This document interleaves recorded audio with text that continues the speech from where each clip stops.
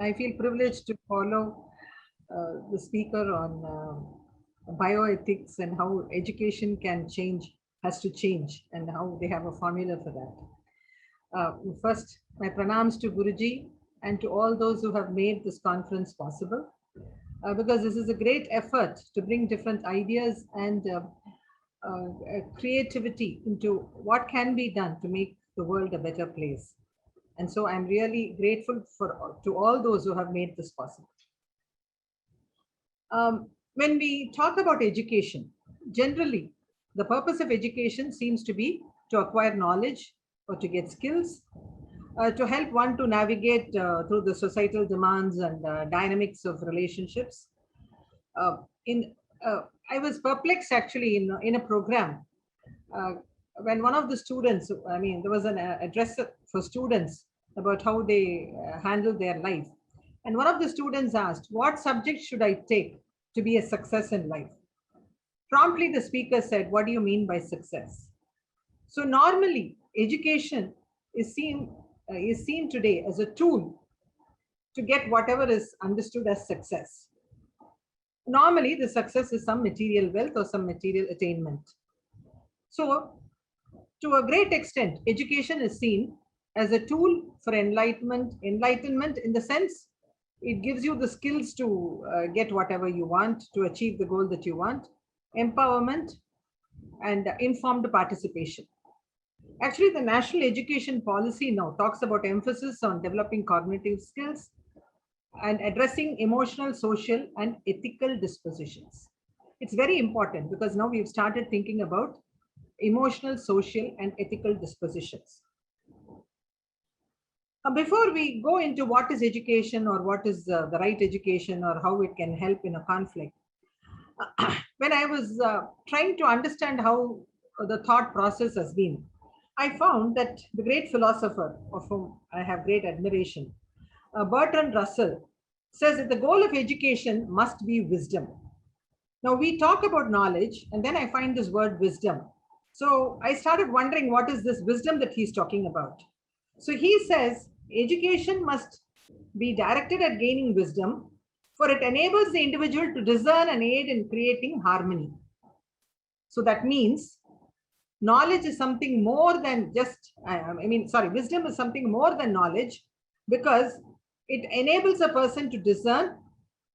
So if it enables a person to discern, it means a person must be able to understand what are the factors that are produced before him, and to sift through the facts or data that is available to see what is applicable or what should be of use to that person. So Russell goes on to say that as far as possible, the essence of wisdom is emancipation from the here and now. Now, why does he say here and now? Because it's mostly our emotional state. It is something about which we are getting upset, or something about which we are getting frustrated, or something about which we have the motivation to do. So the here and now is always very, very important because we apprehend certain things and it is connected to our memory and we start reacting or acting based on that. So are we really, whatever we know, if knowledge is supposed to be to know, if, whatever we know, is that wisdom? Now, Russell refers to several factors which contribute to wisdom and says that of all those factors, he would put first a sense of proportion. The capacity to take account of all the important factors in a problem and to attach to each its due weight. Now, what does he mean by that? He means discernment. He means an objective look, and that is what is the essence of Ashtavakra Gita. Ashtavakra Gita says you have to be the observer. The observer has to be observed and find out what is happening to that person. Now, there is another person who has dealt with conflict and about wisdom. And he says, once there is some data available, the person must be able to sift through the data and find out what is the relevant information, and that leads to knowledge. But understanding of that knowledge leads to wisdom. Now, when Russ Acroft said that, and he calls it the DIKW triangle, which I have used in conflict resolution workshops also. I was wondering, how does this go from data to wisdom? And then I chanced upon what is said in Yoga Vasishtha. The sage Vasishtha says that to the unwise, knowledge of scriptures is a burden. To one who is full of desires, even wisdom is a burden. And to one who is restless, his mind is a burden. And to one who has no self-knowledge, his life is a burden. So what is most important is self-knowledge. Now, how do we get this self-knowledge? It is only through inquiry. It is through a stable mind. It is through objectivity. And as Dr. Ravichandran said, this bioethics is in a way what has been suggested by Yoga Vasishtha, in the Yoga Vasishtha by the sage Vasishtha, as 7 stages. He says, first you must have an intention. Then there must be inquiry. Then the mind must be able to settle into a subtle state. Only then the mind will be able to appreciate the reality. And once the mind appreciates the reality, there will be breaking away from whatever is superimposing on this person's thought, and objectivity will happen. Once there is objectivity, there will be clarity on what has to be done. So obviously our education is not today helping us to do all this, because what we are doing is only learning. We are not able to get to the point of what shall I say, self-reflexivity or self-regulation. Now, why is this important? So much has been spoken about autonomy, about a person taking ownership of a situation, of a problem, about a person understanding the consequences of the action. But unless the person has the thought process which helps him or her to reflect on what is the situation, or what is, as J. Krishnamurti says, and to be able to regulate their inner turmoil or break away from what is surfacing from memory and from experience, the person will not be able to have an objective look. And only when there is an objective look, the purpose of education will be accomplished. Generally, we see conflict as an interpersonal, interpersonal exchange, where even if there are 2 parties, they have divergent views and goals, and because of which they are not able to come to some sort of an understanding. It may arise because of their understanding of the situation or because of their experiences. Now, how do we resolve this? Because we are talking about conflict means each one is very sure about their beliefs, about their values, which was spoken about by the earlier speaker also. Now, my values or my beliefs come from my upbringing, from my conditioning, and how I think that certain things have to happen in a particular way. So if there is a dissonance between 2 of us and both of us think in the same way, how do we move away from there? For that, again, an objective look has to happen. And for that, there must be valid knowledge. It is surprising that when we talk about knowledge or wisdom, the dictionary gives certain meanings about how these are information and how you are able to sift through that information and use it effectively. Whereas Vedanta, when it talks about knowledge, it has different connotations. It says, first, primarily Vidya, which is, we can say basically to know, or it is valid knowledge and it is intuitive knowledge. Why is it intuitive knowledge? Because we believe in the concept of Dharma. Dharma is something which cannot be defined at all.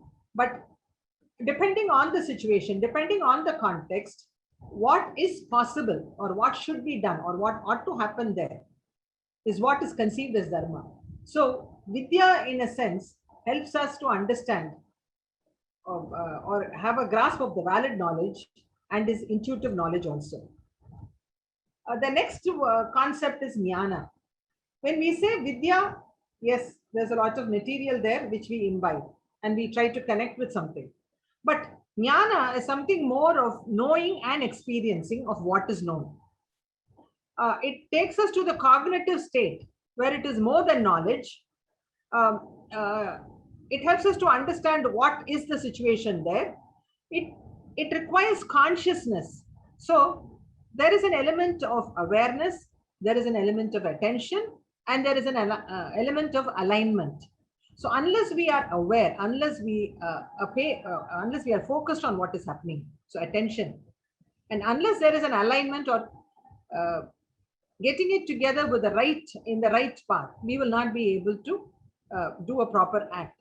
Now, this memory or impressions in the that we have in the subconscious can surface and create various superimpositions. So, Vedanta is very conscious about the impact of experience, whether it is a true experience or whether it is an imagined experience, and says that after one gets this jnana, the real impact is what is called as buddhi. It is intuitive discernment.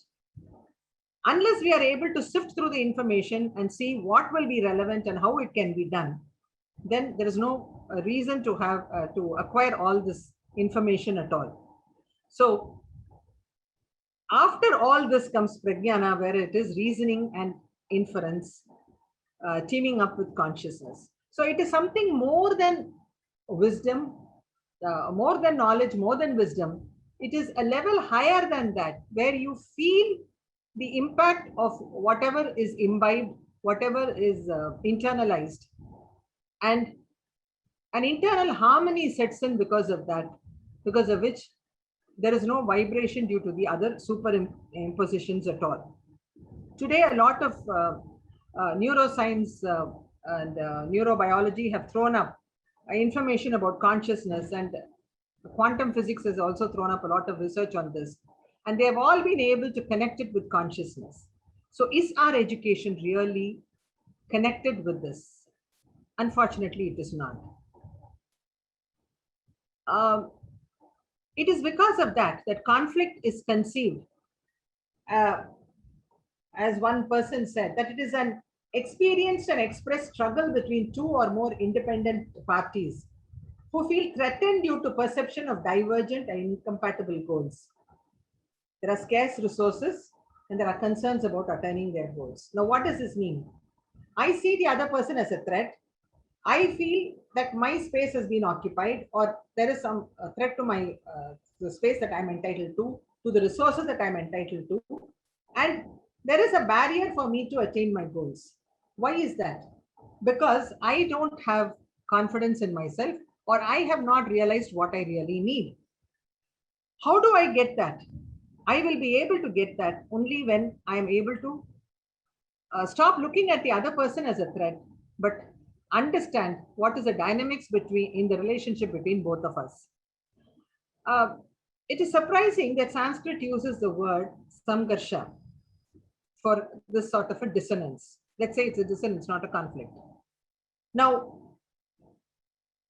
what does samgarsha mean?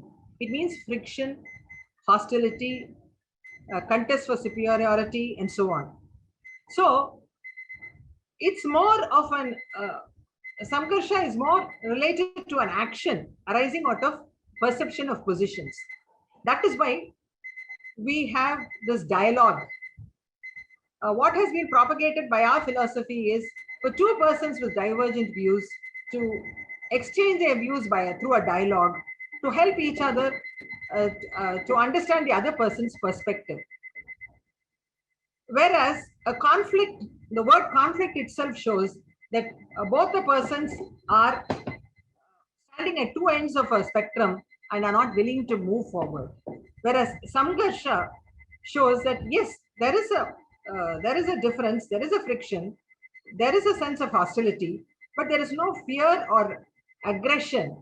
There is more of a perception of a position, and a person is prepared to make a change or is aware of one's own stance and so able to understand the other person's stance also. So it's very, very important that we understand what our philosophy has been propagating. Now, for instance, the Nyaya Shastra says it's important that we understand that valid knowledge comes out of pratyaksha, anumana, upamana, and shabda. Now, pratyaksha is perception, how we perceive a particular thing. I may say this is water if I have a glass of water, But the other person who has come from somewhere else may say, no, I think it is soda. Now, what is my reason to hold it as water, or what is his reason for thinking it is soda? If we are able to have a dialogue, then we may be able to understand each person's perspective. So perception is very, very important. Inference, because the whole philosophy is based on negation. You remove each layer and come to a point where, yes, this is the final thing, and then you accept it. And then sometimes it's comparison. We know of something, and if we are able to compare it with that, we are able to get. But the most important thing is Shabda, which is communication, you can say, or the intention in a message that is conveyed. Mostly there may be words that are said, but more than that, what we see is that how one person understands what is the communication there. The reason for a conflict most of the time is because of the misapprehension or misunderstanding of what is being conveyed, or how it is being understood.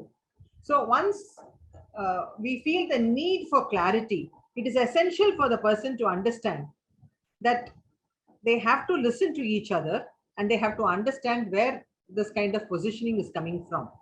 So a dialogue itself is understood as putting forward a proposition, giving the reason for the proposition, giving a cause for the inference, how it can be deducted, and then how to apply it to the particular situation, and also feel satisfied with the whole situation. So this is the 5-step process that is being propounded as Pratignyana, Hetu, Udharana, Upanayana, and Nigamana.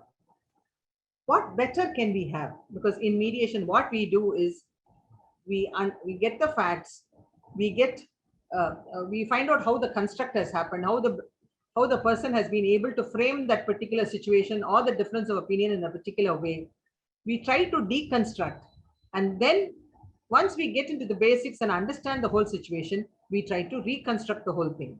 So we have enough in our philosophy. I remember, I think it was about 20 years ago when I visited Thailand, and I was visiting the palace, and we had a Buddhist guide with us. I was surprised to see the Ramayana paintings on the walls there. Although it was a little faded, but it was very interesting to see the Ramayana paintings. And when in surprise, when I asked her, she said, "Don't you teach Ramayana in school?" That's the way she pronounced it. She said, "Don't you teach Ramayana in school? It's the most important life lesson." Recently, there have been talks by Dr. Vivek Debroy and the writer Amish Tripathi about why it is essential for children to learn all this, and how the education has to change to help children imbibe all the itihasas and Puranas, because they are all lessons that will help them to discern. See, unless a person is able to get the import of the true information, understand what is the import of whatever is said, see the information, be attached to a certain extent, and at the same time detached. So there is a viveka, there is a vairagya. Only then they will be able to come to a proper conclusion. So although we have all these things in our philosophy, unfortunately, it has not been simplified, or it has not been brought into the regular curriculum, because we thought that all this is not really necessary. But the concept of dharma and karma are in our DNA. And to a great extent, we understand this ethos of, when we say justice, we always refer to it as only dharma. So dharma is not just a strict code of conduct. It is understanding how this mind construct has happened, being pragmatic about it, understanding the context and time factor which has contributed to that, and then finding out the reason for why they are in this particular situation.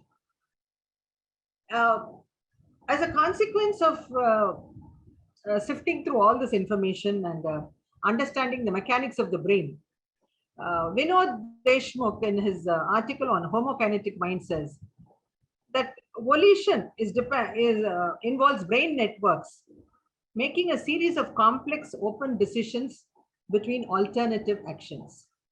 So brain is involved in a series of networks which helps in navigating through complex open decisions and understanding the alternatives that are available. Now, how does one understand the alternatives? One will be able to understand the alternatives only if they are able to grasp the information, sieve through what is relevant and discern what is relevant, and then apply it to the particular situation. So it's very, very important today that we move towards an education that helps individuals to think on their own, not just replicate what has been inculcated by way of mugging up or area of following a pattern of training, where you just have to answer a question, the key answer to the question to get proper marks. And then if you get a certain mark, then you get a job. And then if you get a job, then you go on to make yourself, make your life better by achieving various things. At every stage in life, whether one person is learning or one person is working, they have to be able to enhance their skills by being objective, by being creative, and by understanding their self. So we come back to what was said in bioethics. Understanding the self, Swabhava, understanding what is the need of the self, understanding how the self has to react in a particular situation needs valid knowledge. And for that, one has to understand that just mere learning is not enough. One has to move beyond just receiving information to consciousness of the information and the connection to the particular situation. I would like to conclude by saying that our philosophy has said that practicing of virtues is very, very important. That Shat Sampat, which is, one is Shama, which is contentment. Second is Dhamma, being responsible for whatever sense images we get and how we use it. Upariti, withdrawing in the sense that you stand away, be objective, and consciously not look at the profits that one can get. Titiksha, or tolerance, because tolerance is the most important thing today. Shraddha, or faith. And finally, Samadhana, or focus.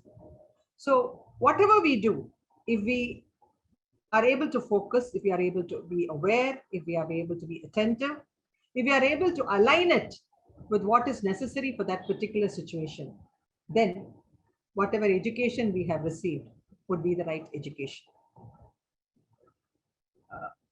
We today at this point have a responsibility to see, once we have realized what is right education, we have a responsibility to see that every human being who is entitled to right education gets the benefit of right education. Because Aitreya Upanishad says, Prajnanam Brahma, consciousness and true wisdom is what is necessary for people to move out of conflict. It's not something which can be attributed to something outside the self. It is first conflict with the self which creates the conflict with others. So if we are able to bring about that wisdom which would help them to understand the self, then we will be able to bring harmony not only within the self, but outside the self also. Thank you for this opportunity.